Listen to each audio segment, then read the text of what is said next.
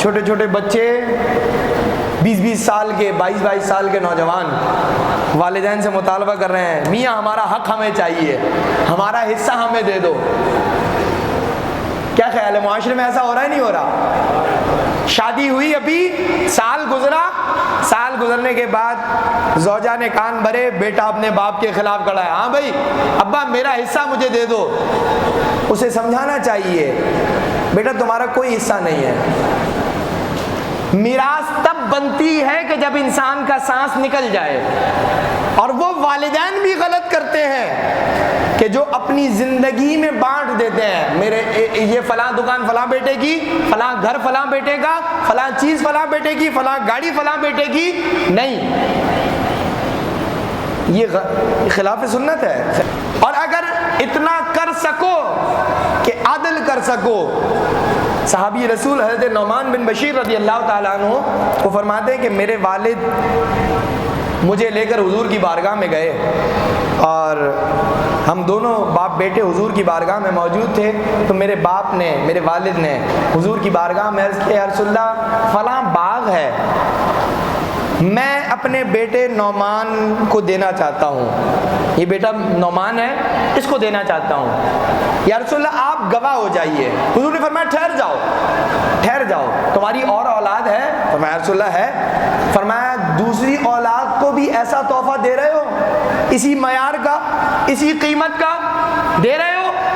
فرمایا رسول اللہ نہیں، نعمان سے زیادہ ذرا قلبی لگاؤ زیادہ ہے تو نعمان کو دینا چاہتا ہوں۔ فرمایا نہیں، اعدلو عدل کرو، بین اولادکم اپنی اولاد میں عدل کرو، تمہارا قلبی جھکاؤ، تمہارا قلبی رجحان، تمہارا ذہنی رجحان میرا ایک بیٹا بہت اچھا کماتا کھاتا ہے اور ایک بچہ جو ہے وہ نکما نکھٹو ہے، تو جو کھاتا کماتا ہے اس کو میں کاروبار کے لیے اور پیسہ دوں، اور جو نہیں کھاتا کماتا نکھٹو ہے اس کو میں تحفے کے طور پر نہ دوں۔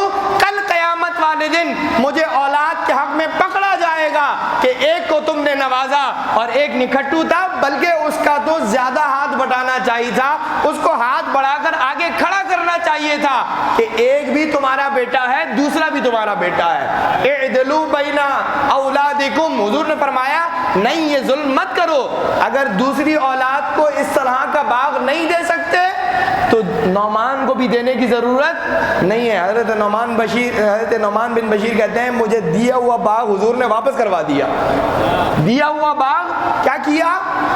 واپس کروا دیا۔ آج ہمارے معاشرے میں سارا فساد اس بنیاد پر ہے، ہم نے قرآن کے عدل اور انصاف کو اٹھا کر ایک سائیڈ پہ رکھا ہے۔ جب تک آپ کے جسم سے سانس نہیں نکلتا، روح خارج نہیں ہوتی، قرآن کہتا ہے جو کچھ ہے تمہاری ملکیت ہے، تمہاری اولاد کا کچھ بھی نہیں ہے۔ ہاں جیسے ہی روح تمہارے بدن سے نکلی، اب جو کچھ ہے چاہے 1 روپیہ ہے یا 1 ارب روپیہ ہے وہ سارا میراث بن گیا، وراثت بن گئی۔ اب قرآن اٹھاؤ، جتنے حصے جس اولاد کے یا جس رشتے کے حق میں موجود ہے اس حصے سے بانٹ دو، نہ تمہیں دنیا میں ذلیل ہونا پڑے گا نہ تمہیں آخرت میں ذلیل ہونا پڑے گا۔ یہ ذلت نہیں ہے تو اور کیا ہے کہ 2 ہفتہ اپنے گھر میں مردہ حالت میں پڑا رہے انسان۔ یہ نعمت نہیں ہے کہ آخری وقت میں اولاد اپنے والدین کے سراہنے کھڑی رہے اور اپنی محبت کا اظہار کرے کہ ابا میرا سارا مال و دولت تم پر خرچ ہو جائے، ابا تمہاری چند سانسیں بحال ہو جائیں۔ ہم نے ایسے بیٹوں کو دیکھا ہے وینٹیلیٹر پر باپ کو رکھا ہوا ہے، اگرچہ وہ بھی ایک الگ کہانی ہے کہ رکھنا چاہیے یا نہیں رکھنا چاہیے، لیکن لاکھوں روپیہ یومیہ وہ اسپتال والوں کو دیتے ہیں کہ میرے باپ کی چند سانسیں بڑھا دی جائیں، میری والدہ کی چند سانسیں بڑھا دی جائیں۔ وہ نعمت کیا ہے؟ وہ یہی ہے انسان کوئی آسمان سے نہیں اترا، یا وہ جو والدین کے ارد گرد کھڑے ہیں وہ آسمان سے نہیں اترے، یا وہ کہیں زمین کے نیچے سے نہیں آئے جو والدین کو 2 ہفتے بعد ان کی بو شدہ لاشیں ملے۔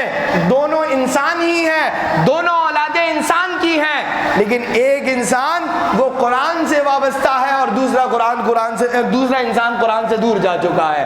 آج والدین کے سراہنے کھڑے رہ کر ان کے آخری لمحے میں کوئی بچہ سورہ یاسین پڑھ رہا ہے, کوئی قرآن کی تلاوت کر رہا ہے, کوئی کلمہ طیبہ کا ورد کر رہا ہے. یہ نعمت نہیں ہے, بولے نعمت ہے یا نہیں ہے؟ لیکن کیا کریں, ہمارا ماڈرن دور کہنے جناب کچھ نیا ہونا چاہیے. نیا ہونے کے چکر میں قرآن نے جو فیصلہ کیا ہے یا قرآن نے جو حقوق دیے ہیں, جتنا حق بیٹے کو دیا ہے, بیٹی کو دیا ہے, وہ کیا غلط ہے آپ کی نظر میں؟ اگر غلط ہے تو پھر آپ کا ایمان مشکوک ہو گیا, آپ قرآن کی آیات کا انکار کریں. اور اگر آپ کے لیے قابل قبول ہے اور ایسا ہی ہے تو پھر چھوڑ دیجئے پروردگار عالم پر. پروردگار عالم پر آپ کے بچے کا جس طرح آپ کے رزق کا انتظام اللہ نے کیا ہے, بلکہ میں تو اس آگے بڑھ کر ایک بات کرتا ہوں کہ ابھی آپ دنیا میں آئے نہیں تھے, ابھی آپ کی ولادت میں چند دن باقی تھے, آپ کی ماں کے سینے میں آپ کے لیے دودھ کا انتظام کرنے والا وہ پروردگار ہے. آپ دنیا میں بعد میں آئے ہیں, آپ کے رزق کا انتظام پہلے ہو چکا ہے. آپ اس پروردگار عالم کی رزاقیت پر یا اس پروردگار عالم کے اختیارات پر شک کر رہے ہیں کہ وہ آپ کی اولاد کو بعد میں کیا پتہ نہیں ملے نہ ملے, کون کس کے ساتھ ظلم کر دے, زیادتی کر دے. میں دنیا میں بانٹنا چاہتا ہوں, میں دنیا میں اپنی جو جمع پونجی ہے وہ بانٹ دینا چاہتا ہوں. یہ طریقہ درست بولے نہیں ہے. جو قرآن کا نظام ہے وہی درست نظام ہے.